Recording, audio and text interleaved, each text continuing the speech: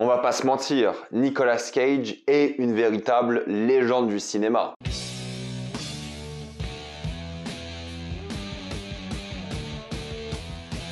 Un talent en or massif. Comme d'habitude, jusqu'à la minute indiquée dans le titre de la vidéo, il n'y aura pas de spoiler jusqu'à vous êtes tranquille, après on va tout spoiler. Un talent en or massif est l'histoire de Nicolas Cage, qui interprète Nicolas Cage, qui est un peu en panne d'inspiration et qui n'a plus trop de travail à Hollywood, mais il est malheureusement énormément endetté et c'est là qu'il est invité à un anniversaire d'un homme très riche espagnol qui lui propose $1 million en échange de sa présence et il va arriver là-bas, il va devenir un peu pote avec la personne et c'est là que va s'entremêler une histoire de kidnapping politique. Un talent en or massif, c'est un film, au début je me suis dit je vais le caser dans les films du moment parce que voilà, c'est le genre de film, je pense pas que ça va faire des vues sur YouTube et vous savez quand vous faites pas de vues sur YouTube c'est toujours pénalisant pour la chaîne, mais j'ai vu le film et j'avais vraiment envie d'en parler parce que Nicolas Cage c'est un personnage qui est assez intéressant dans le sens où c'est un film qui donc parle de lui mais en même temps qui parle pas vraiment de lui. C'est ça qui est intéressant, c'est que tu vois clairement que le film s'est inspiré de beaucoup d'éléments de sa vie, et je suis pas le plus grand spécialiste de Cage, hein. Moi, il y a plein de films que j'ai pas vu de lui, parce qu'il y a plein de films qui sont tout simplement catastrophiques, mais au fait ça explique dans le film pourquoi il a fait ces films aussi. Par exemple, il était extrêmement endetté, il avait des problèmes à certains moments, il était endetté, il a fait beaucoup de films nuls, et là récemment, ces dernières années, il commence à petit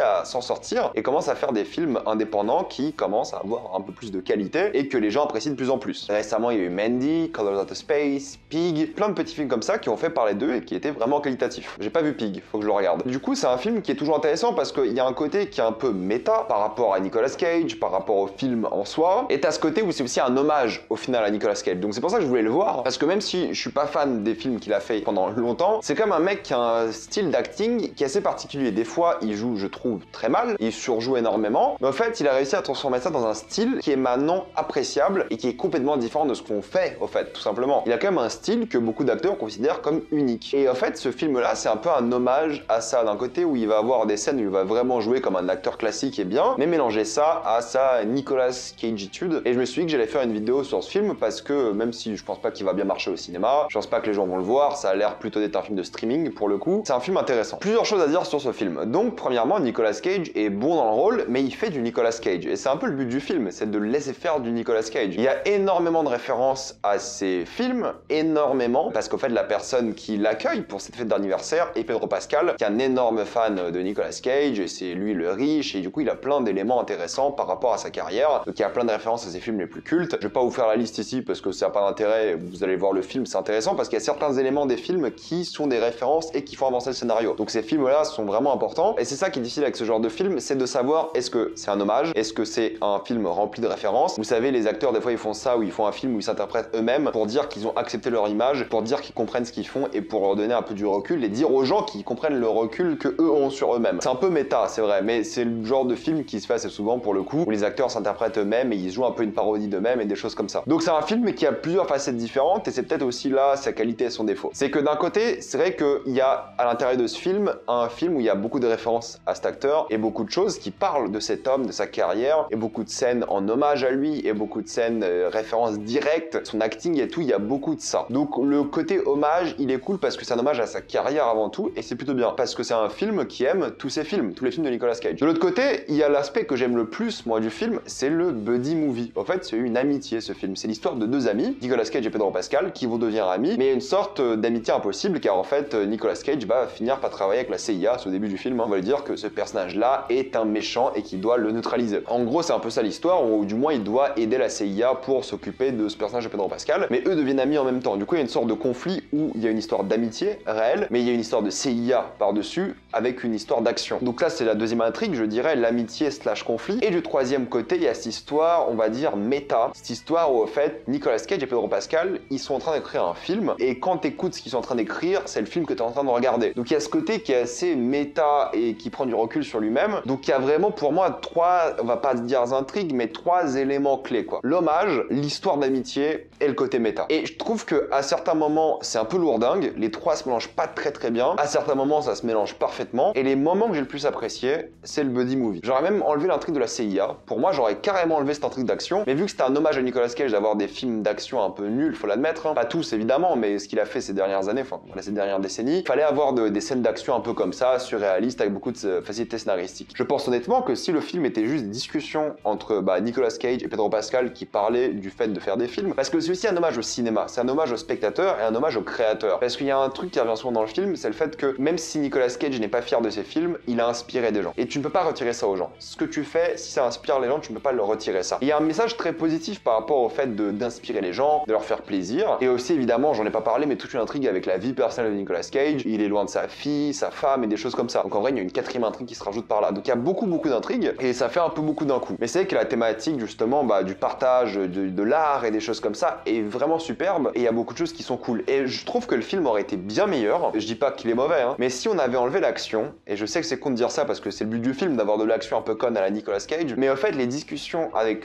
Pedro Pascal et Nicolas Cage étaient tellement satisfaisantes, leur histoire d'amitié était tellement drôle, ils avaient des discussions réelles par rapport à des films et des débats intéressants sur les films, sur le cinéma, sur l'art. En fait, si t'avais juste fait un film à la Two Popes, les deux papes, j'imagine, je sais plus quoi le titre français, je crois que c'est ça. Si t'avais juste fait un film où, au fait, au lieu de parler de religion, il parlait de cinéma et de l'histoire de Nicolas Cage et des choses comme ça, et de sa carrière, ça aurait été un film plus philosophique, à la limite, plus intéressant, je trouve, et plus divertissant. Parce que je dois admettre que les scènes d'action, même si c'est des hommages, des références, je me suis pas éclaté. La mise en scène n'est pas très intéressante. Ce qui est intéressant, la mise en scène, c'est quand ça parle de cette amitié, c'est quand ça parle de Nicolas Cage. Il y a beaucoup d'éléments sur les reflets, il y a 3 gros plans sur les reflets qui sont intéressants pour justement montrer un peu ce qui se passe dans la tête de Nicolas Cage et une vraie évolution de la mise en scène par rapport à lui. Mais dès que ça parle d'action et une chose comme ça, je trouve que le film est pas très bon. Il y en a pas beaucoup, je dois l'admettre, et c'est surtout la fin qui a un gros bordel d'action, mais je n'ai pas trouvé que c'était le moment le plus divertissant. C'est pas mauvais, hein, mais je trouve que en fait ça change tellement du film. Là où le film a des moments super touchants, je trouve, et juste hilarant, j'ai souri durant tout le film, j'ai rigolé durant tout le film, je me suis vraiment tapé un bon gros délire devant le film, parce que je trouve le film drôle, je trouve le film touchant, c'est un bon feel-good movie, et je trouve que la relation entre Nicolas Cage et Pedro Pascal est superbe, et c'est l'une de ses belles amitiés de cinéma, et j'ai adoré les suivre. Et donc pour moi, ça c'est génial. Mais après, tout le reste avec sa famille, j'ai pas trouvé ça très intéressant, c'est surjoué, c'est prévisible, c'est un peu cliché, mais cette amitié-là, avec ce conflit qui était aussi un peu cliché, mais l'amitié où en fait, ça permettait à Nicolas Cage, qui est dans ce film-là un endroit où il est pas très heureux, de rencontrer un fan et de comprendre un peu ce que sa carrière a fait à un fan et de remettre sa carrière en question. Parce qu'au début du film, il dit qu'il veut arrêter de jouer dans des films, il veut arrêter sa carrière, il veut prendre sa retraite. Et quand il voit l'impact que cet homme a sur sa vie, il y a tout un truc existentiel qui se fait dans le film, et je trouve que c'est cool, ok, mais il y avait moyen de faire un truc vraiment profond, et ils ont préféré jouer la case de la comédie un peu bébête et de l'action un peu bébête. La comédie est cool, j'avoue, mais l'action un peu bébête. Je suis trop critique peut-être parce qu'à l'intérieur de ce film, j'ai vu un film complètement différent qui avait beaucoup de potentiel, mais ça veut pas dire que j'ai pas aimé le film. Au contraire, je l'ai vraiment beaucoup aimé. J'ai passé un très bon moment devant. C'est pas le film de l'année, loin de là, mais c'est tellement un pur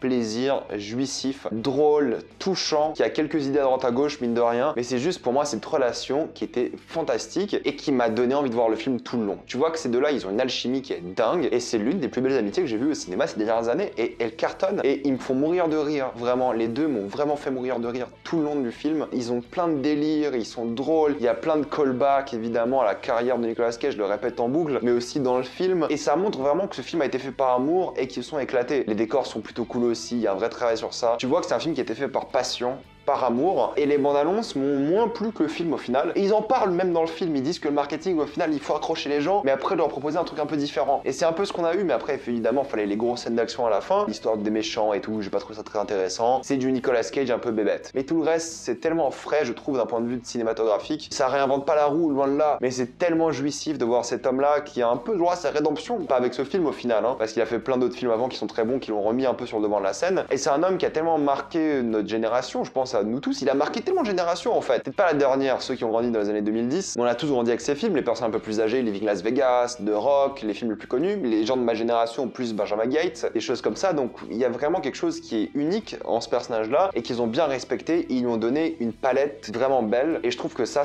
cartonne dans le film. Et oui, des fois ils exagèrent un peu parce qu'ils disent dans le film que Nicolas Cage il veut ce rôle-là qui va changer sa vie et je pense pas que ce film ait ce rôle-là pour lui. Il y a d'autres films que je vous ai cités précédemment qui sont ces rôles un peu de renaissance pour lui, mais ce film film-là, c'est un peu une acceptation en fait, d'avancer de l'avant, de continuer à faire des films. Et j'aime bien le côté qu'il a par rapport au fait qu'il adore jouer. Peu importe la qualité, ce qu'il fait, c'est bosser. Et il voit pas ça comme tout le monde. Il adore bosser. Et ouais, bah je comprends l'idée du film, même si j'étais un peu critique par rapport au film. J'ai trouvé le montage plutôt bien fait. J'ai trouvé la musique plutôt convenable. Elle est assez comique. D'ailleurs, la musique, elle joue bien sur ça. Ça y va à fond. Ça se fait vraiment plaisir. C'est kitsch de fou. C'est giga ringard. Mais je veux dire, c'est un bon gros délire à Nicolas Cage. Et si vous aimez pas Nicolas Cage, vous allez pas aimer ce film, c'est sûr. C'est pas le film qui va vous réconcilier avec Nicolas Cage, pas du tout. Alors là, pas du tout. Mais pour conclure, si vous aimez Nicolas Cage, ou Pedro Pascal d'ailleurs, hein, si vous voulez voir une comédie décontractée, qui est fun et qui a un peu de cœur aussi, ça qui est important, et qui est drôle, honnêtement, on va foncer, rien à dire. C'est un film qui aurait cartonné en streaming, hein, mais je suis content qu'ils soient sortis au cinéma, je suis content d'avoir vu au cinéma. Ça m'a donné envie d'aller en Espagne en plus, donc va bientôt l'été. Je suis grave content que ce film soit cool, parce que ça aurait pu tomber dans des travers un peu nuls, et je pense qu'il aurait pu être meilleur, certes, hein, mais je suis grave content que ce film est ce qu'il est, et je ne peux que vous le conseiller. On va rapidement passer en spoiler.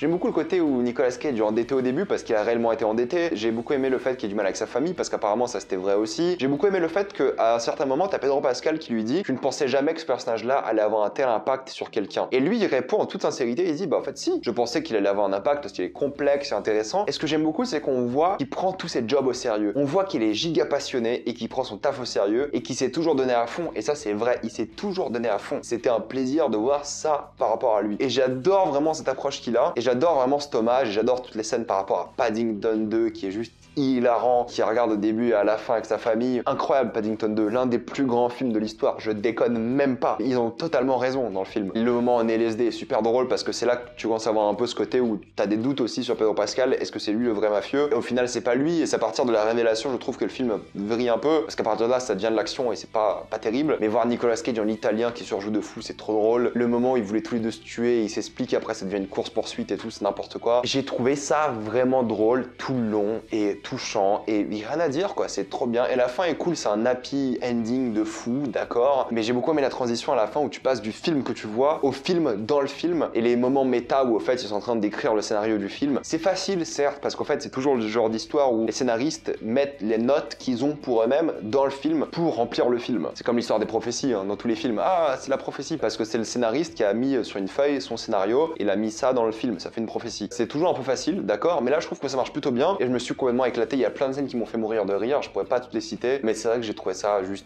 trop bon délire. Vous serez sûrement pas beaucoup à regarder cette vidéo, mais franchement, c'était trop bien et je vous le conseille. Mettez-moi dans les commentaires ce que vous pensez de ce film, l'avez-vous adoré ou détesté, tout ça dans les commentaires. Comme d'habitude, pensez à vous abonner à la chaîne, mettez un j'aime, ça aide beaucoup la chaîne. Suivez-moi sur tous mes réseaux et moi je vous dis à la prochaine fois. Salut à tous.